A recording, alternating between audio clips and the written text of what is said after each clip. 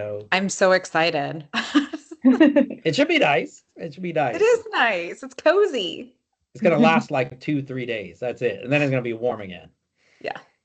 Yeah, I wouldn't mind. I wouldn't mind bringing out the jacket. I brought out the leather jacket for way too warm temperatures, but it was cold enough that it was like I gotta wear this thing at least a few times during the winter, and it was an opportunity. Yeah. All right, well, we're gonna go ahead and get started. So, welcome everybody to our Department of Internal Medicine Grand Rounds, our Roy Benke Grand Rounds. We have an absolute delight today, somebody who we're just absolutely so proud of in Dr. Mindy Sampson. Dr. Sampson is what I described before with Dr. Juhi Katzman. She is an absolute success of the mentoring of our outstanding faculty here at the USF Department of Internal Medicine. Mindy started out with us as a resident. Her In her first 3 years, she just absolutely stood out as a superstar and actually got the Nathan Marcus Clinical Excellence Award upon graduation. She moved right into our infectious disease fellowship, where I was joking she was the fellow who welcomed Dr. Kami Kim, our current ID division director, to Tampa and was on consult service with her. And she just did outstanding work in her fellowship, including research, and was awarded the Dr. Nadler Research Excellence Award for Infectious Disease Fellowship. Mindy then went to Atrium Health, associated with Wake Forest, absolutely did amazing things there, and was recruited to her current position at Stanford University, where she is an outstanding infectious disease doctor, outstanding epidemiologist, and her academic record is just absolutely superlative. Already with double-digit grants that she has been involved with, her funding is in the millions for what she has been able to accomplish research-wise. Her publication history for 5 years, really as a faculty member, truly outstanding, close to 40 to 45 publications, all very high impact, uh, tons of presentations, sorry, and supportive posters. She is just so highly regarded. I have a few friends at Stanford, and already they know her very well, and she is so highly regarded, serves on numerous national societies. We are just absolutely delighted to welcome back Dr. Mindy Sampson, truly a tribute to the incredible training of our general internal medicine program and our infectious disease program. We are delighted to invite her back here. She's going to do our grand rounds on examining social drivers of health and HAIs, healthcare associated infections. Mindy, take it away and welcome back to our USF family for this hour. Oh, well, thank you. And thank you for having me. I really appreciate the introduction. That was overly kind. So I'm very humbled by it. And so yes, today I'm going to talk about the social drivers of health and how they're associated with hospital-acquired infections. But before I get started, I did want to say that I'm really grateful for the invitation to be here to speak today. USF has a huge place in my heart, and many of my favorite years are at USF. And so I know Dr. Matea always says that she would do residency over again. I'm not sure that I would do that because I really appreciate all the knowledge that I gained, but I definitely miss everyone and would love to work with the same colleagues and faculty members and teachers that I had while I was here at USF. So this was I think our class's very first picture in internal medicine at Dr. Mai's house at our orientation dinner for internal medicine. And then the second picture is my graduating fellowship class with infectious disease. So wonderful people that I worked with. And I definitely, I hope that all of the residents and fellows that are listening really embrace these years. I think I had fantastic faculty and teachers, and I think those years were incredible. And so I hope you make lifelong friends and really enjoy your time to be taught by such an incredible group. So I'll go ahead and get into my talk. Let me switch some things up. Can you guys still see the slides okay? Hopefully. Yep. Yeah, Okay. everything's perfect. Thank you. Okay. All right. So let's see here. There we go. All right, I couldn't see them on my side. So I'll talk about a few different objectives. So first, I'm going to discuss different frameworks for assessing health disparities in these social drivers of health. And then we'll look at a few specific examples related to healthcare-associated infections. So I spend most of my time as the Associate Medical Director for Infection Prevention. So a lot of work related to reducing and preventing hospital-acquired infections. So hopefully I can share a little bit about that with you guys today. All right, so health disparities are defined as a difference between population groups in a way they access and experience and receive health care. And I think the next natural question is, why do these health disparities exist? And so in 2005, there was this concept of an exposome that was introduced. And I think we all understand this pretty well now. But the theory is that there's many different factors that influence how health and disease occur. So, your ecosystem, what your environment is like that you live in, your lifestyle, how physically active you are, diet, social factors, and other physical and chemical elements that you might be exposed to. And that's really evolved over the years into what I think we all hear about frequently, that are social drivers of health. And there's many different frameworks or of how to look at this, from a theory perspective. But today I'll talk a little bit about the CDC's Healthy People definition or framework of social drivers of health. And so they define that as conditions in the environment where people are born, live, learn, work, play, worship, and age that affect a wide range of health, functioning, and quality of life outcomes. And so there's different components of this. And the first is economic stability. So this is understanding or recognizing that there's an impact of wealth and poverty on health. The second is education access and quality. So understanding that there is a relationship between factors like health literacy or access to higher education, and all of that impacts health outcomes. And then healthcare access and quality. So I think we know that there are different populations that have different access to insurance or primary care doctors, and people that experience care in more rural settings might have different accesses compared to in larger urban areas.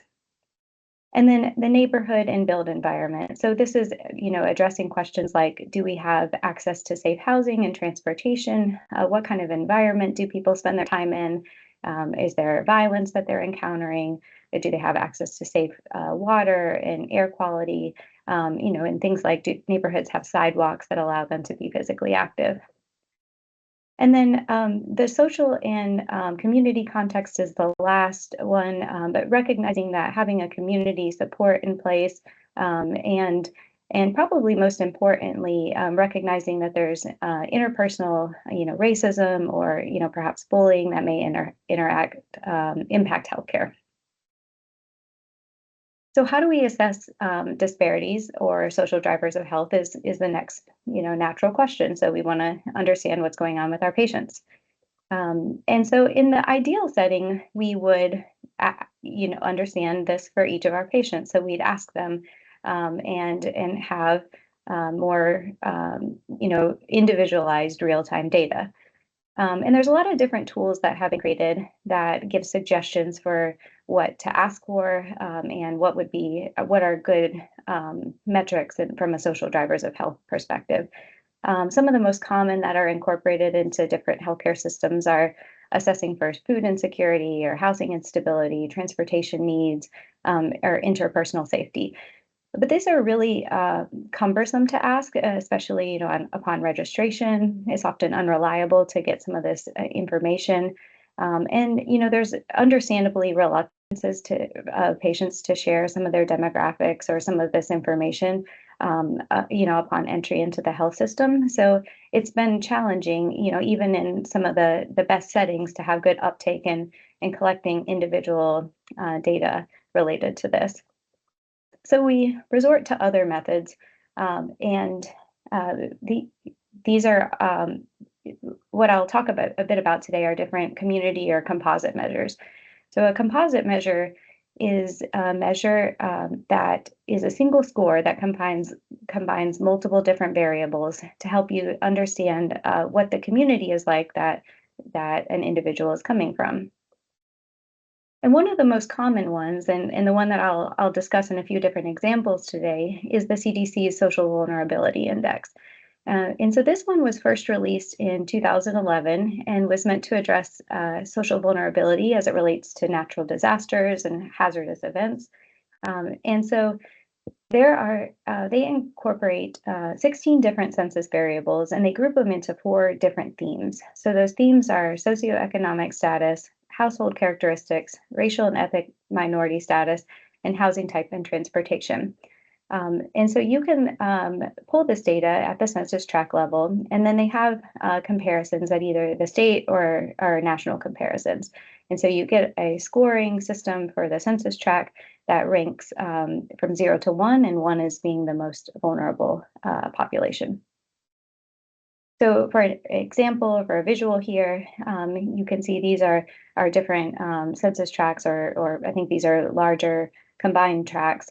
And the blue represents the areas that have the most vulnerability. Another one that you'll commonly see reported on or hear about is the Area Deprivation Index. And this one, the current version was developed in 2013 by Dr. Kind at the University of Wisconsin. And this one focuses on neighborhood disadvantage and its impact on health. So it's a little bit more specific to health compared to the SVI, which was created for a different purpose.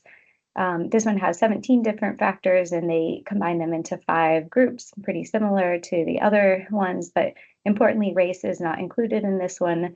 And this one goes down to the census block, actually. And they also have either state or national comparisons that you can pull.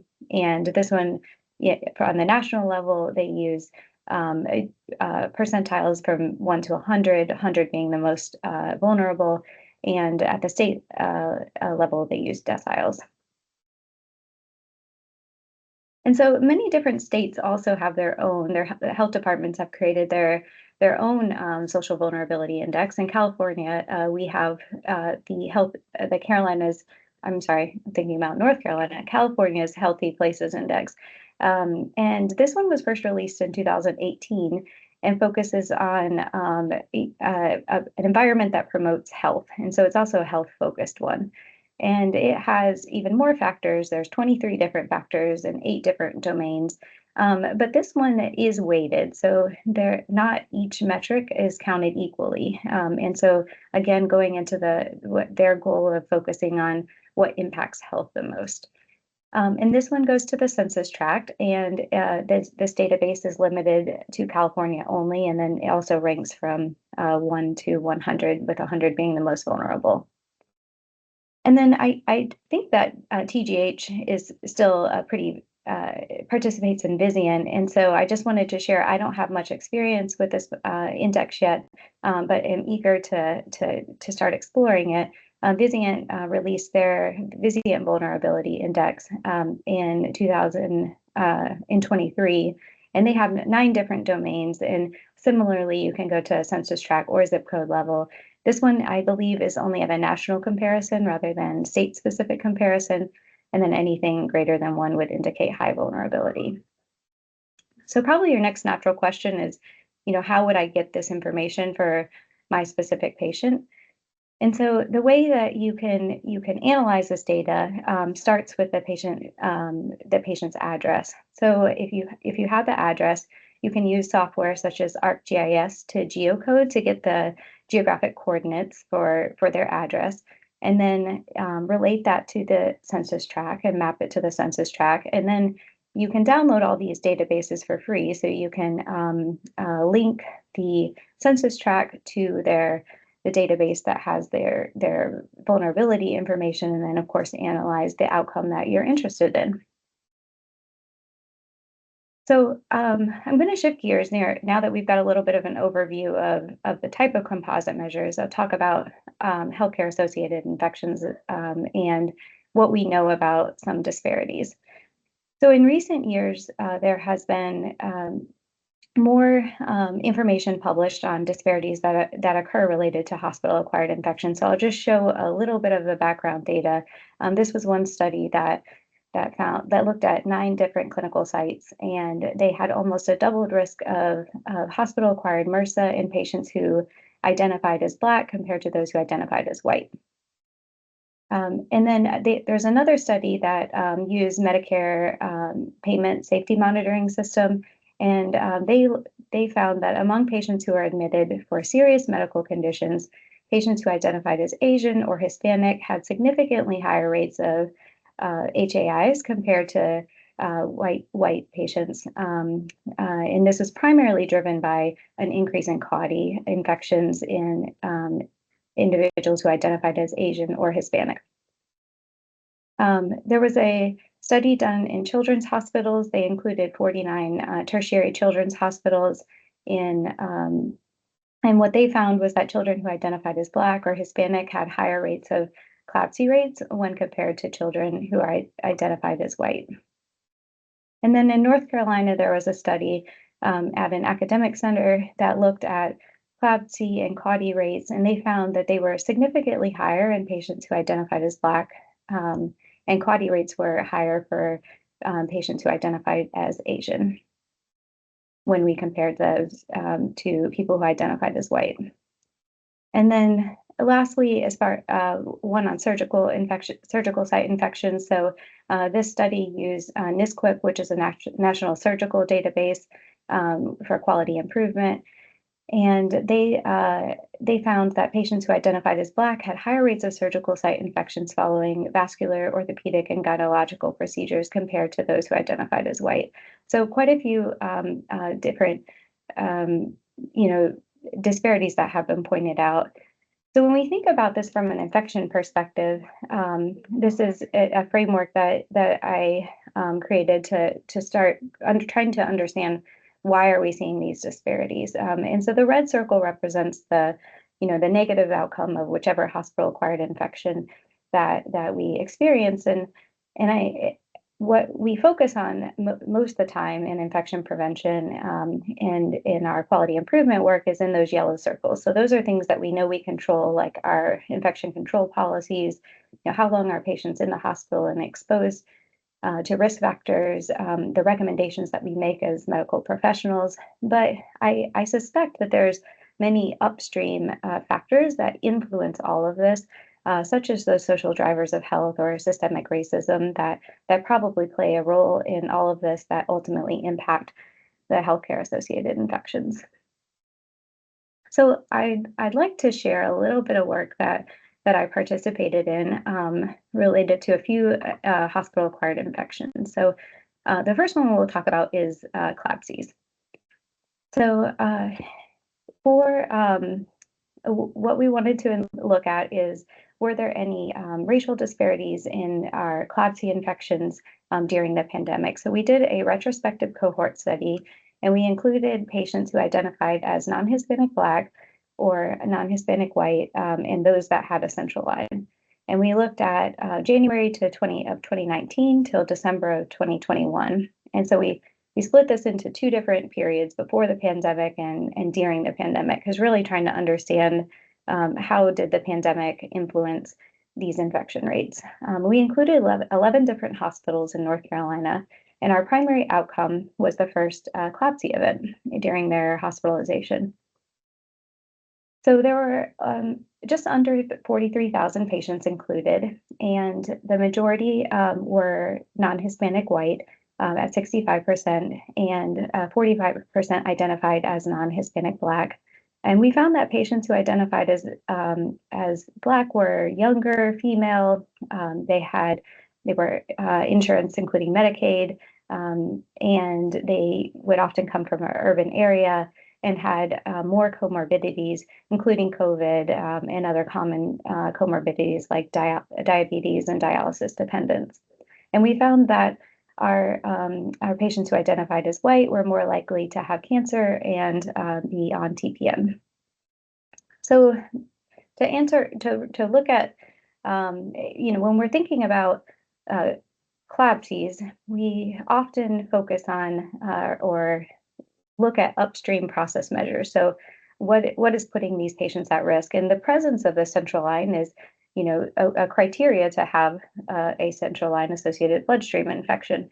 And so understanding how the line types was the population of patients that had the central lines, were they the same during the pandemic or did they shift, was something that we wanted to investigate. And we did see that there was an increase in patients that had central line who had insurance like Medicaid or comorbidities like diabetes. And then we saw that there were more dialysis lines during the pandemic compared to prior to the pandemic. And then we saw that there was a decrease in patients that had central lines for reasons that also had diagnoses of cancer or transplant and fewer ports, which makes sense because I think we all know that a lot of elective treatments for cancers and, including chemotherapies, were deferred for periods of time during the pandemic. And then, of course, some of the complications that may come from that, including central line associated infections, may not have been admitted into the hospital. So again, thinking about the central line utilization rate, like if our patients have a central line or not, is probably one of the key factors before we even think about did they get an infection from it. We wanted to see how the utilization rates compared between these two groups. So we looked. I want to orient you to this graph here a little bit. We're looking at on the x-axis the central line utilization rate, and on the y-axis there are three different periods of time. So there is before the pandemic, during the pandemic, without COVID, and then during the pandemic with COVID. And the white are the orange circle represents individuals who identify as Black, and the blue triangle represents individuals who identify as white. And so you'll see that in all three of these periods, regardless of whether you had COVID-19 or not, patients who identified as Black had higher utilization rates compared to those who identified as white.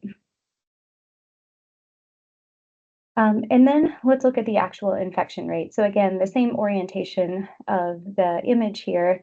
And what we found was that prior to the pandemic and during the pandemic, for patients that had COVID-19, rates were very similar. So that very top metric, you'll see the triangle and the circle are, almost on top of each other. So very similar rates there before the pandemic between the two racial categories. And then in patients that during the pandemic and patients who did have a COVID-19 infection was also relatively similar, but much of a difference in those without COVID. So this kind of begs the question of we saw higher CLABSI rates in patients who are identified as Black without COVID, and curious if that could mean that there was a difference in care in that population.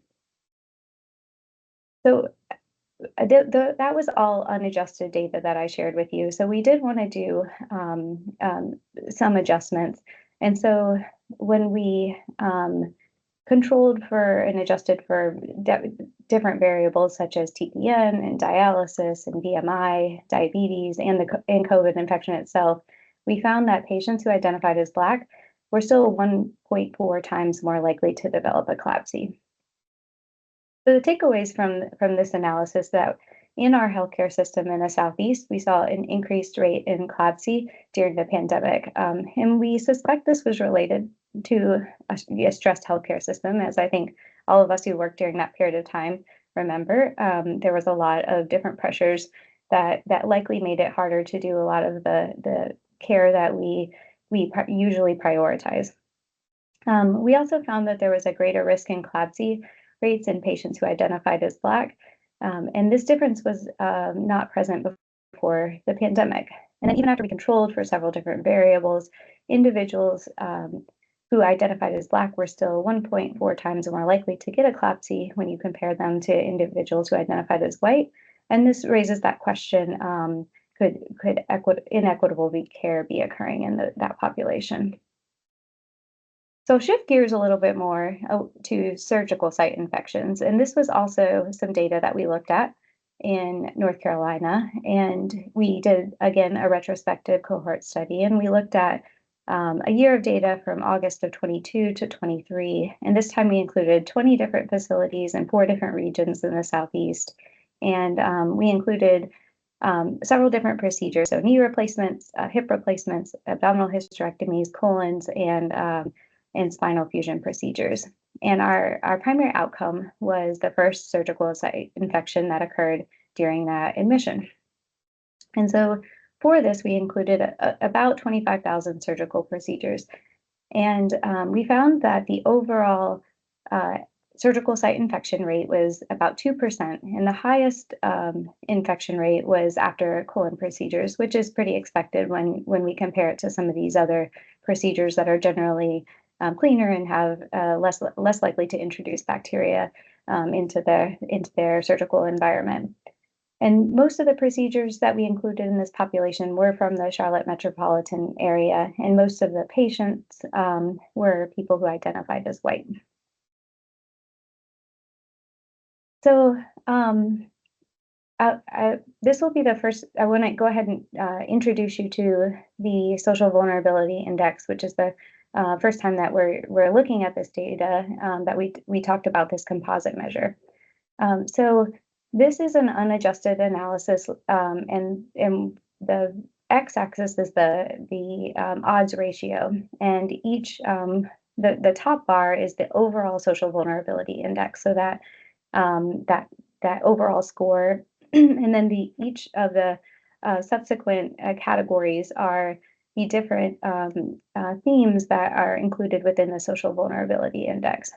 So the way we decided to look at this was to divide the population into quartiles for the SVI. So the first, which is our reference, is the least vulnerable of the quartiles, and the most vulnerable is in our fourth quartile. And so if you look at the top blue bar, you'll see that the odds of developing a surgical site infection were significantly and progressively higher for patients from areas in those higher quartiles for overall SVI. And then when you look at the green and the pink-orange box there, you'll see that patients in the top or the most vulnerable quartile there of socioeconomic status and household characteristics had an increased odds of developing an SSI as well. So then we wanted to look at it, break it down by procedure type. So when we looked at individual procedure types, this orientation is the same at looking at the different quartiles of social vulnerability index. We found that spinal fusion procedures in that highest, most vulnerable quartile population were 2 times more likely to develop a surgical site infection. And then those in the that had a knee replacement were 3 times more likely to develop a surgical site infection if they were in actually the third quartile there.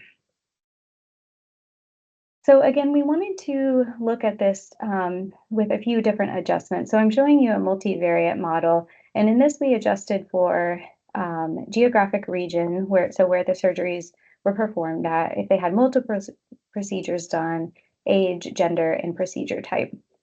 And we saw a pretty linear increase and I guess to orient you to this graph, the bottom, the x-axis, is the social vulnerability index. So as you get closer to 1 and go farther along the graph, it's a more vulnerable population. And the odds ratio is on the y-axis this time. So what we saw was that as there was a linear increase in SSI risks, there were more increases or more surgical site infections as the social vulnerability index went up until we got to about 0.75, and then there seemed to be a plateau. And so we wondered if there was something happening here where, like at the extremes of vulnerability, perhaps there might be like a max ceiling effect where some of these, postulations of how social drivers of health might impact infections aren't necessarily having as much of an impact in the more vulnerable populations. And then maybe this is where, other system-related factors such as like hospital characteristics or your post-op care might play more of a role than the actual drivers that we were discussing. So the main takeaways from this is that patients residing in areas with high social vulnerability are at increased odds of developing a surgical site infection, even after you take account into some of these other characteristics. And there might be a ceiling effect of where, so, one of our postulations is where social drivers of health may no longer be one of the primary factors that influence your risk for developing an infection, and other system-related factors or biomedical factors take over and are more influential. So the last infection we'll talk about is CODIs. So this is data that I've looked at Stanford, and the reason that we looked at this is we received a report from our quality department that let us know that our Vietnamese speaking population had a 200% higher chance of developing a CODI in our previous fiscal years. And so we decided that we hadn't looked at some of these composite measures in our hospital-acquired infections yet. So we decided to dive into this and, try to figure out what was going on there. So we looked at data from the year of 2023, and we used SBI scores again. And this time we used, in the prior studies I showed you, I used national SBI databases. So you could compare the actual numbers from those areas to other parts of the country. But this time we decided to just use California specific database. So when we were able to geocode about 90% of the hospital admissions, about 6% we weren't able to get census tract or geocoding information to match them to the census tract, and about 2.5% were unhoused, and we do have a discrete field in our EMR that is filled out for that. So we used that data to analyze it. So I wanted to orient you a little bit to the geography here for California. So what you're looking at on the left is a map of California, and what I'm showcasing here are different census tracts and their social vulnerability as represented by tertiles this time. So instead of dividing it in quartiles in 4 different groups, I decided to do 3 different groups. So the bright pink is the most vulnerable areas, the highest vulnerable populations. That really light pink are the least vulnerable populations.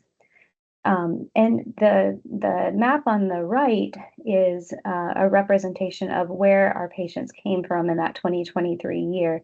So you'll see that of course, the majority of our patients are centered around that star, which is where Stanford's at. But we drew patients from Northern California and Central California. And I should mention that we excluded international patients and patients from other states from this study. So I want to explain to you why we looked at certain metrics that we did in this analysis. So as we talked about with catheter or CLABSIs, we often look at earlier process measures in order to understand what patients are at risk for as far as the hospital-acquired infections that may develop later. So for this, we initially looked at all patients that were admitted into the hospital, and I'll show you some of that basic descriptive data. But then we focused on patients who had a urine culture collected and patients who had a Foley placed, because those are early process measures that might tell us more about are we experiencing different practices in different populations? Are we more inclined to order urine cultures in certain populations or put Foleys in certain populations? So we really wanted to look at how things measured out with those earlier process measures. And then I think most people know that in internal medicine and in infectious disease that diagnosing a UTI and using ICD codes is incredibly hard.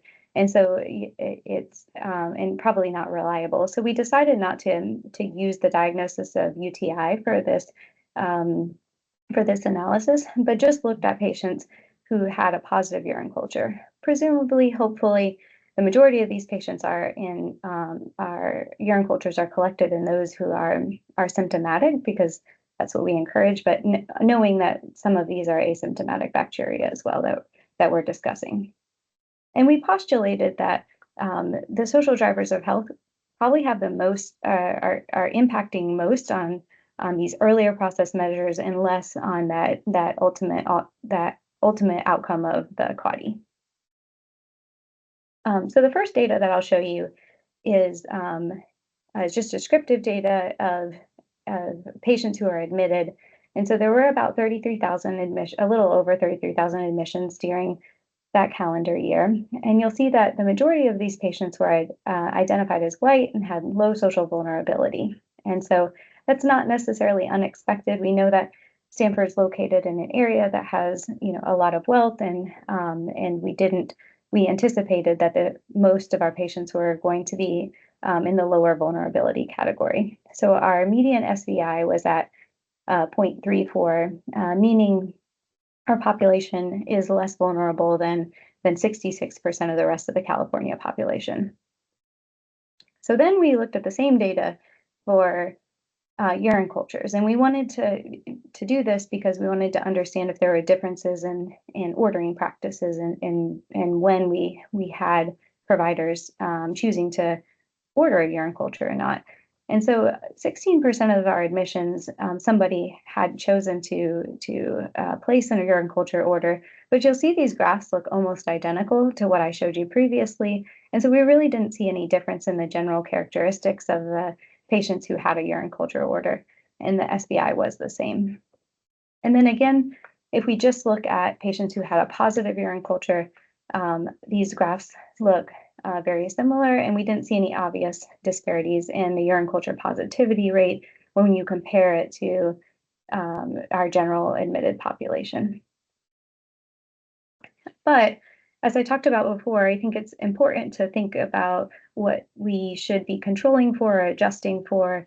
And we did look at a DAG, and we created a DAG and talked about many different comorbidities that might impact the outcomes, but we decided that they were probably all mediators and not necessarily things that we should control for. So we ultimately ended up controlling only for age and sex. And we found that individuals that are living in locations with the highest vulnerability are 13% more likely to have a positive urine culture compared to the least vulnerable population. And then because I do hospital epidemiology and infection prevention, it was interesting to know that patients were more likely to have a positive urine culture if they came from those categories. But I really wanted to dive into more about what was happening in our hospital setting. So is there anything that we can do to help prevent things? And is there any potential harm that's causing while they're to these patients while they're in our care? So we decided to break these down into the positive urine cultures into community and hospital onset, and define that as less than 48 hours or greater than or equal to 40 hours. And most of the urine cultures that we collected, about 80% of our positive urine cultures were from the community setting, and the remaining 20% would be considered hospital onset. And here you'll see there start to be slight differences in the median SBIs, and perhaps the hospital onset might be coming from a more vulnerable population. So when we look at that a little bit closer and specifically break it down into those SVI tertiles, so you're looking at the percentage of hospital admissions, and I'll orient you to the orange box represents the hospital and blue community. So you'll see as we go from the bottom to the top, so the lower vulnerable to the more vulnerable patients that we have, we start to see that perhaps there's an increase in hospital onset positive urine cultures in those more vulnerable populations. And then lastly, we did look at this from a racial perspective and ethnicity perspective too, and we saw that in both categories, in all our positive urine culture, our minority populations had a higher median SVI score compared to white populations. And so our takeaway points was that more vulnerable populations appear to have an increased risk of developing a positive urine culture, and specifically a hospital onset urine culture. And then in our population, minority patients tended to live in areas that had greater vulnerability. So I showed you all kinds of data that described these disparities that are perhaps present. And so I think the next thing, the next natural question is, what are our next steps? And Kilborn and some of her colleagues introduced this framework for how we should be thinking about disparities in healthcare systems and when we're researching it. And so mostly what I talked to you about today is the detecting part. And I think that we still have a lot of work to do to understand how we measure and detect some of these disparities. But the next steps are equally as important, which include understanding why these disparities occur and then ultimately creating interventions to reduce them. So we're looking at doing more qualitative analysis to really get into the weeds with healthcare providers on some of the reasons why these disparities might occur, and then ultimately, hopefully, can create some interventions that will help to achieve our most ultimate goal of equitable care for all. Get through that. And I think finally, the last question that I think we should always be asking in current years is, can AI help us with this? Because from what I showed you, some of this can be a little bit more onerous. You know, there are more Epic is integrating more of the SBI information into Epic so that you can access it. I'm not sure if USF is part of like Epic Cosmos, but that is also it's part of it's built in there, so you can more easily pull some of the data. But still, it's not like you open a chart in real time available for most institutions in most places. And so the question has been raised is like, can we use AI to help get some of this data a little bit easier? And so there have been a few people that have started to look at LLMs to extract social determinant of health data from the text and clinical documentation. So, you know, looking at what we all write in our notes and seeing if it can help describe some of these more specific vulnerabilities for patients. And then the next natural question is, can it help these extractions help predict risk for patients? So I'm optimistic. These are just two that I looked at recently. I think there's a lot of work going on in this, and hopefully we'll have better ways to measure so that we can ultimately intervene in the future. And so for my conclusions, I hopefully I demonstrated you that we should be thinking about disparities in our hospital-acquired infections. I think it's really important for us to be integrating this into our infection prevention work and our work as infectious disease physicians and you know, internal medicine as well, in order to help achieve the ultimate goal of providing good care to our patients. I will say that you know, that when looking at all of this data, these disparities and the opportunities are likely very geographic. What I saw in North Carolina will not translate to what I'm experiencing and our patients are experiencing here at Stanford. And so it's very important to look at your individual data to figure out how you can create opportunities that will help your populations and patients. And then I think specifically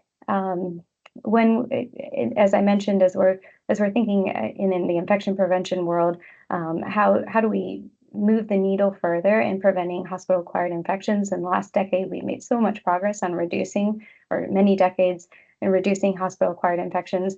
I think it's important for us to think through how can we move the needle further, and probably focusing on some of these more vulnerable populations will be able to perhaps help us provide the best care that we can. And so the last I'll leave it at is I didn't do this work alone at all by far, and so this is my team and in both North Carolina and at Stanford, and I appreciate all the great minds that have helped think through all this work. And thank you. Thank you, Mindy, for a great talk. Great to have you here. Felt like old times, you know. Yeah. It's great stuff. Thank you for the pictures at the beginning with the inside look at Dr. Mai's house too. That was great. So Yeah. All right, so what questions do you guys have for Mindy, who's given us a really insightful talk here. And what a great, you've seen so much from North Carolina to Stanford from your time at USF. That's incredible. And here's your division director that you welcomed into the fold. The key to every successful division director is who is that fellow who is first assigned to bring that division director into the fold. And we Yep. luckily struck gold with Mindy Sampson with Kami Kim. Kami, go ahead. Yes, so this is before I was a division. I'm actually on service, so I logged in a couple minutes late. So welcome back, Mindy, and we're so proud of you and all the great work you're doing. So obviously, this is a pretty tough environment financially, politically, and things like that. But I think our joint dedication to all of these issues, patient care, all of this is still going to be, prime. Often we can only do things locally, but I think we're very lucky that we have people like you that are scattered all over the nation. So how do you think we can do this well when we have to concentrate on what we can do locally? But these are pretty big global issues. So the problems are local, but they're also national and things like that. So how would you suggest, because people get frustrated and discouraged, but obviously this is really, really important. So what do you think we can do to have an impact when the work is so tough but so important? Yeah, I think that's a super important question. And I think all over the country we have different resources and different abilities to continue with some of this work. And so I think finding a way to look at what we have available and thinking through with our quality colleagues, how can we help some of these more, specifically, like if we think about who are our patients that have the most burden whenever they enter into our healthcare system, and how can we help them get through, we're ultimately going to be tackling a lot of the disparity issues at the root cause. So some institutions are they're not looking at the social vulnerabilities. They're using the data that they have. So there was an institution in I think Washington, where they found that in their pediatric population there was more CLABSIs in patients who are Black, and so they specifically had a kind of like a SWAT team if there were when their pediatric patients that were Black were admitted into the hospital, so that they could ensure that they were having equitable care. So I think there's ways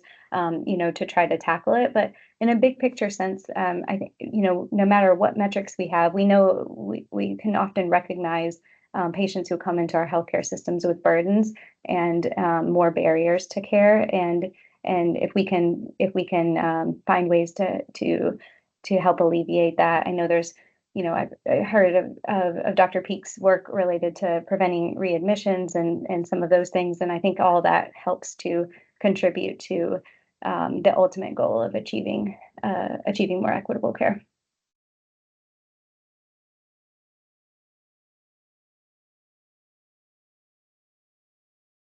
Fantastic. Excellent. Let it be pointed out, we've had a nice pipeline of USF graduates and faculty that have gone to Atrium Health, Wake Forest, and then gone on to bigger and better things. Mindy is one of them for sure. And the other one is coming in January for Grand Rounds, and that's Dr. Stephanie Taylor. Stephanie will be here in January with Dr. Sanjay Saint giving a Grand Rounds on mentoring.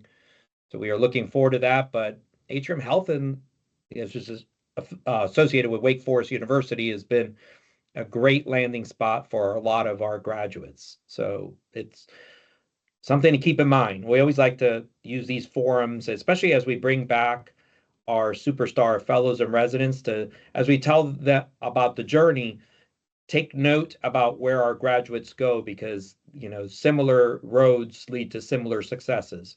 And we've had two wonderful stories with Dr. Sampson and Dr. Taylor with Atrium Health. Any other questions? Let me check chat to make sure there's nothing in chat. So Dr. Henry Park with saying excellent and interesting presentation. Thank you, Henry. And we have the CME code for everybody to remember. Mindy is our CME our CME speaker this week.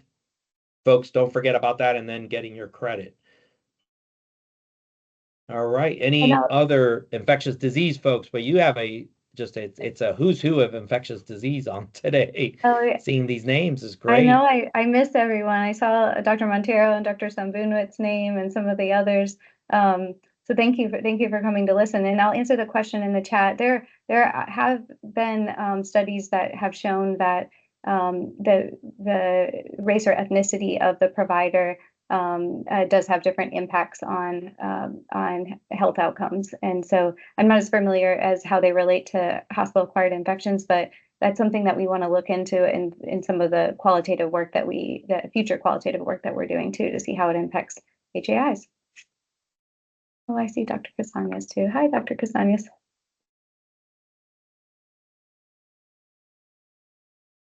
Yes, great. Beata, John Tony, lots of folks from your ID training days.